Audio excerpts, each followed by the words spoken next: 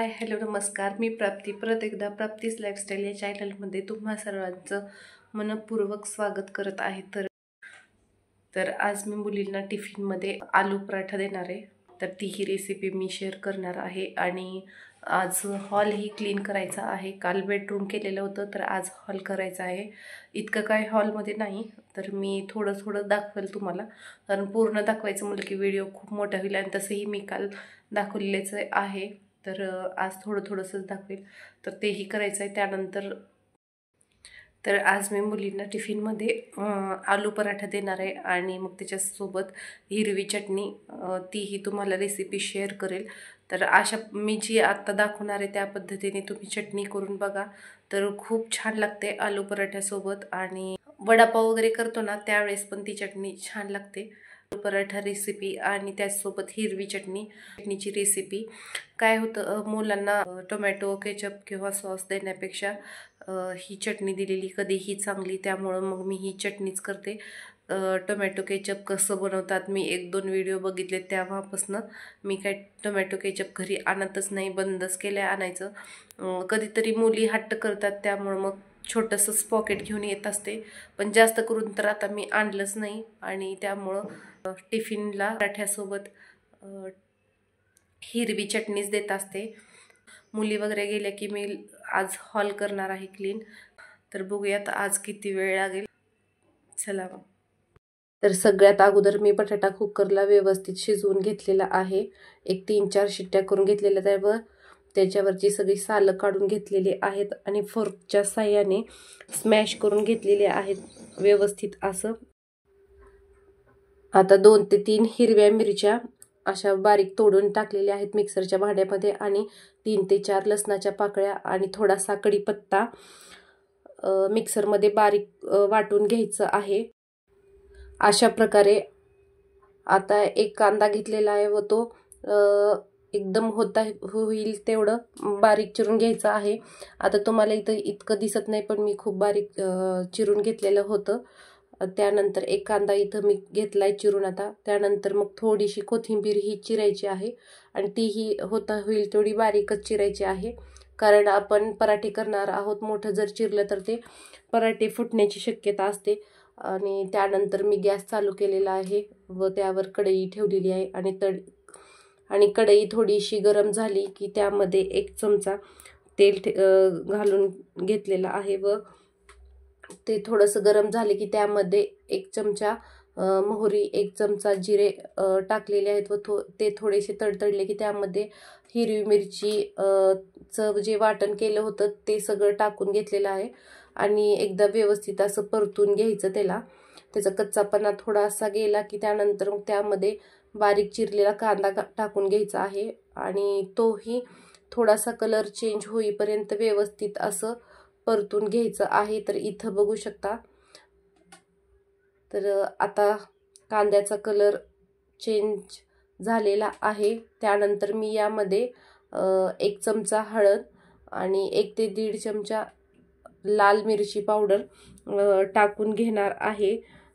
आणि परत एकदा व्यवस्थित असं मिक्स करून घ्यायचं आहे.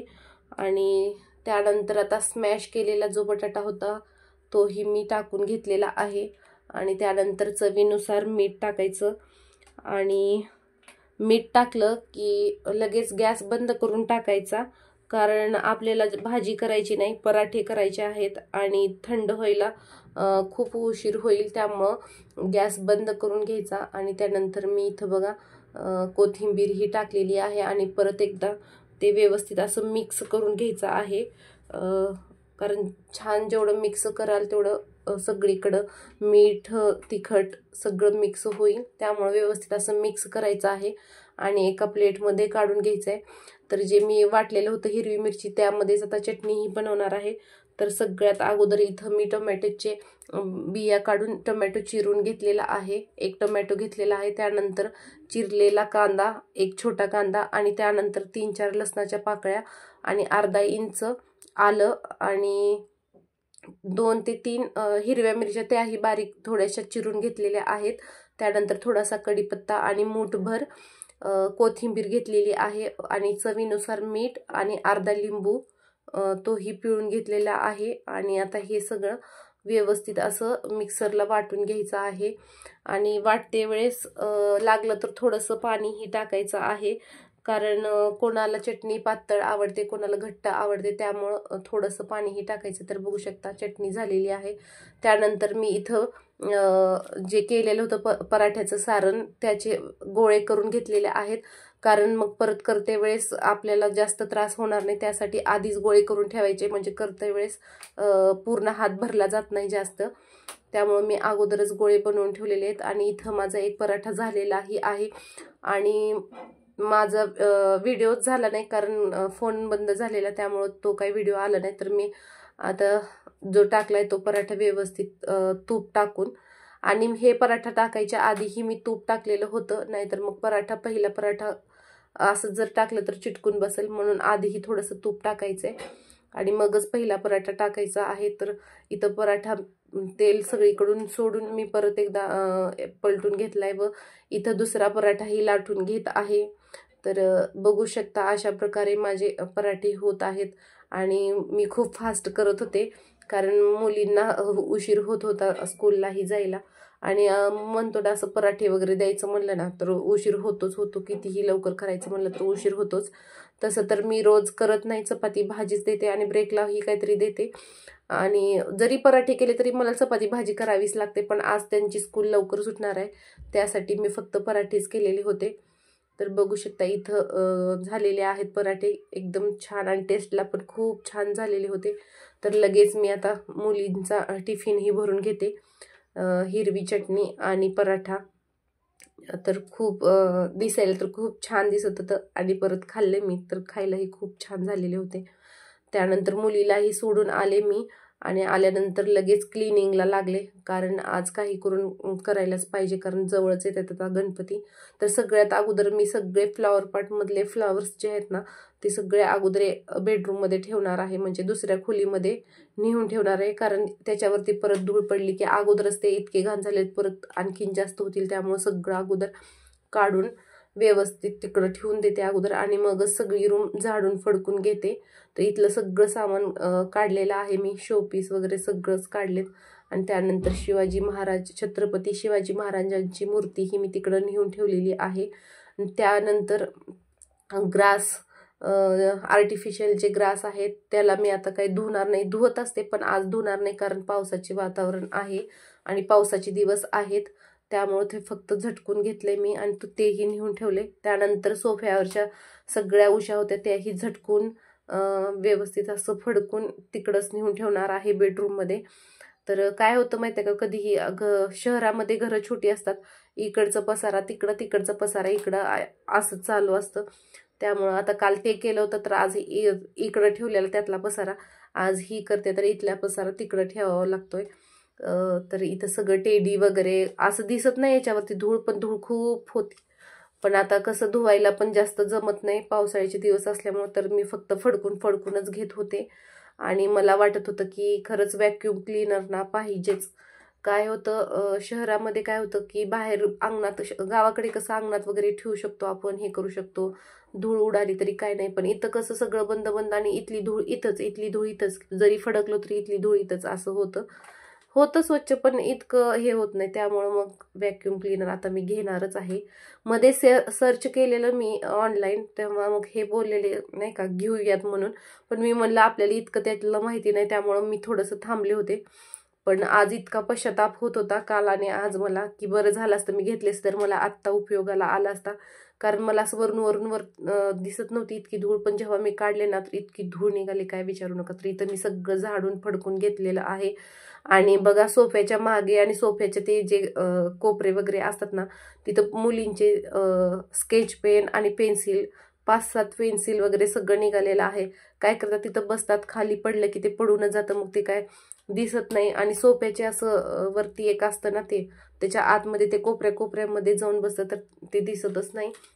तर इथं मी सोफ्यावरती चढून POPच्या वरचं सगळं असं इथं दिसत नाही इतकं, पण इतकं त्याच्यामध्ये जाळ्या वगैरे लागलेल्या होत्या, त्या सगळ्या झाडून फडकून व्यवस्थित घेतले. आणि अगोदरच मी सोफे थोडेसे इकडच्या साईडला सरकवून घेतले होते. आता तिकडचं सगळं झाडून फडकून झालेलं आहे. आणि आता मी सोफे सगळे व्यवस्थित असं फडकून घेते. त्याचे वरचे पार्ट्स काढून घेतलेत, म्हणजे एक एक त्याच्यावरती पण एक असतं तर ते साईडला काढून अगोदर सगळं सोफ्याचे पार्ट्स जे आहेत ते फडकून घेतलेत. आणि मग नंतर ते पण फडकून मी आता एक एक करून तिकडं एक एक फडकणार आहे आणि तिकडं लावून म्हणजे एक एक सरकून देणार आहे. कारण मग इकडचं पण मला झाडायला जागा होईल. कारण कसं होतंय, सोफा पण इतका मोठा आहे ना, मला घेते वेळेस नाही कळालं, पण आता खूप पश्चाताप होतो की खूप त्रास होतो ह्याचा. होता होईल तेवढं छोटा घेतलेलाच बरा. पण आपल्याला जेव्हा वापरतो ना तेव्हाच कळत असतं, आधी घ्यायच्या आधी आपल्याला लक्षात येत नाही. त्यामुळं आपण करतो अशा चुका करतच असतो. तर चुकांमधूनच माणूस हे शिकत असतो. तर इथं बघू शकता मी व्यवस्थित असं सगळं फडकून घेतलेलं आहे. असं दिसत नाही धूळ, पण खूप धूळ होती. हे बघा आता तिथं बांगडी वगैरे पडलेली, तर असं सगळं जाऊन बसतं. ते वरचे पार्ट्स जेव्हा काढले ना मी, तर तेव्हा सगळा निघालं. मुलींचे कानातले तिथं पडलेले ते काढतात, असंच कुठंही टाकतात. तर तेही 2-3 निघाले. असं कचरा वगैरे खूप बसलेला असतो, तर सगळं मी व्यवस्थित असं झाडून फडकून घेतलेलं आहे.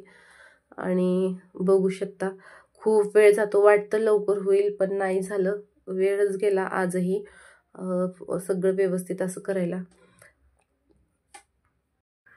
तर मी कधी कधी हे पुसूनही घेत असते ओल्या कापडाने. कपडे धुण्याची जी पावडर असते ना, त्यामध्ये कापड ओलं करून म्हणजे पाण्यामध्ये टाकून कापड ओलं करून व्यवस्थित असं सगळं पुसून घेते.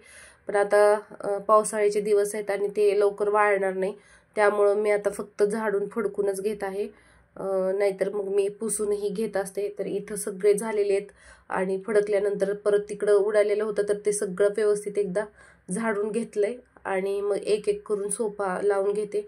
तर जरा एकटी असलं ना तर थोडासा त्रास होतो. सोबतीला कोणीतरी असलं म्हणजे सोबतीला मिस्टर वगैरे असेल तर एवढं त्रास होत नाही. पण कसं त्यांनाही फर्स्ट शिफ्ट आहे आणि त्यांनाही कामाला जायला लागतं, त्यामुळं मग करावंच लागणार होतं मला. कारण गणपती जवळ आलेत आणि त्यांना रविवारशिवाय काही सुट्टी भेटत नाही, त्यामुळं मग ते मीच करत होते. आणि इथं सोफा वगैरे सगळा लावून घेतलाय आणि ह्या साईडचं सगळं व्यवस्थित एकदा झाडून घेत आहे. आणि इथं बघू शकता ते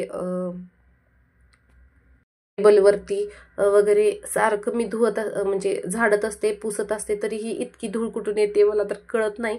हे टेबल आहे ना, मी रोज जरी पुसलं ना तिथं संध्याकाळपर्यंत धूळ असती म्हणजे असतीच. त्यामुळं असं वाटते की खरंच पाहिजेच बाबा व्हॅक्यूम क्लीनर.